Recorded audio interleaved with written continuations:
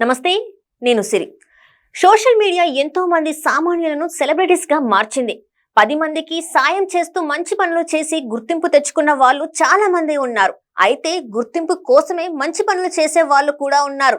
అలాంటి కోవలో ముందు వరుసలో ఉండే వ్యక్తి యూట్యూబర్ హర్ష సాయి. ఇతను మంచోడని కొంతమంది సోషల్ మీడియాలో ఫాలోవర్స్ అభిప్రాయం. కాదు వీడో పెద్ద మోసగాడు, సాడిస్ట్, రేపిస్ట్ అని అతని బాధితులు ఆరోపణ. ఇంతకీ YouTube hero Harsha Sai real life లో పక్కా విలనా, ఆన్లైన్ లో మంచితనం మొత్తం నటనేనా? చిన్న యూట్యూబ్ వీడియోస్ చేసుకునే హర్ష సాయి ఫ్రీగా పెట్రోల్ పోయిస్తానంటూ ఆన్లైన్ లో సంచలనంగా మారాడు.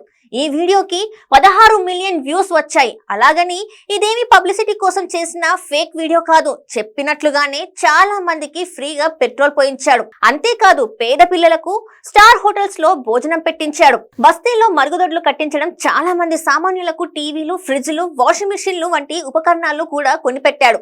అయితే ఇతను చేసే సాయం చిన్నదైనా పెద్దదైనా పబ్లిసిటీ మాత్రం పీక్స్ లో ఉంటుంది. మంచి పనులు చేస్తున్నాడంటూ హర్ష సాయి అప్లోడ్ చేసే వీడియోలకు లక్షల్లో వ్యూస్ తో పాటు అదే రేంజ్ లో డబ్బులు కూడా వచ్చాయి. పబ్లిసిటీ కోసమైనా, డబ్బులు సంపాదించడం కోసమైనా కనీసం కొంతమందికైనా సాయం చేస్తున్నాడు కదా. హర్ష సాయి మంచోడే అని సోషల్ మీడియాలో అతన్ని ఫాలో అయ్యే వాళ్ళు చాలా మంది నమ్మారు. ఇంతలోనే హర్ష సాయి పైకి కనిపించేంత మంచోడేమి కాదంటూ వరుసగా ఆరోపణలు వచ్చాయి.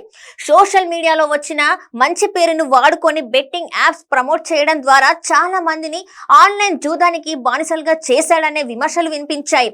ఈ దందాలో చాలా మంది సర్వస్వం కోల్పోయారని, బెట్టింగ్ యాప్ నిర్వాహకులతో పాటు హర్ష సాయి మాత్రం కోట్లు సంపాదించారని తెలుస్తుంది. బెట్టింగ్ యాప్స్ విషయంలో ఆరోపణలు వచ్చినా అవేవి కేసులు కోట్ల వరకు వెళ్లలేదు. కానీ ఈ మధ్య తనను పెళ్లి చేసుకుంటానని మోసం చేశాడంటూ హర్ష సాయిపై ఓ యువతి కేసు పెట్టింది. మెగా అనే సినిమాలో హర్ష సాయి హీరోగా నటించగా అదే సినిమాలో హీరోయిన్ గా చేసిన యువతి ఇతనిపైన చీటింగ్ కేసు పెట్టింది. ఆమె హీరోయిన్ మాత్రమే కాదు, ఆ సినిమా ప్రొడ్యూసర్ కూడా.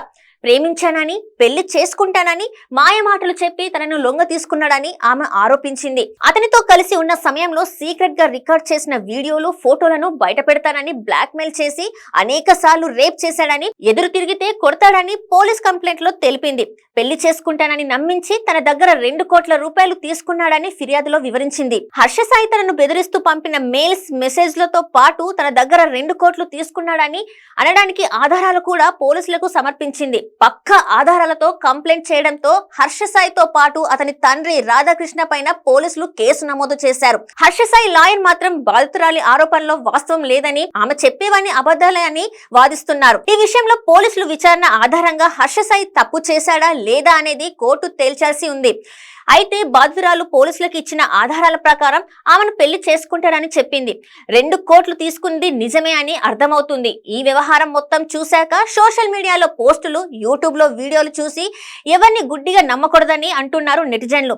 ఆన్లైన్ లో హీరోలు రియల్ లైఫ్ లో భయంకరమైన విలన్లు కావచ్చు. మరి హర్ష సాయి హీరోనా, విలనా, లేక అవసరాల కోసం అడ్డదారులు తొక్కే ఆస్కార్ లెవెల్ ఆర్టిస్ట్ అనేది మీరే డిసైడ్ చేసుకోండి.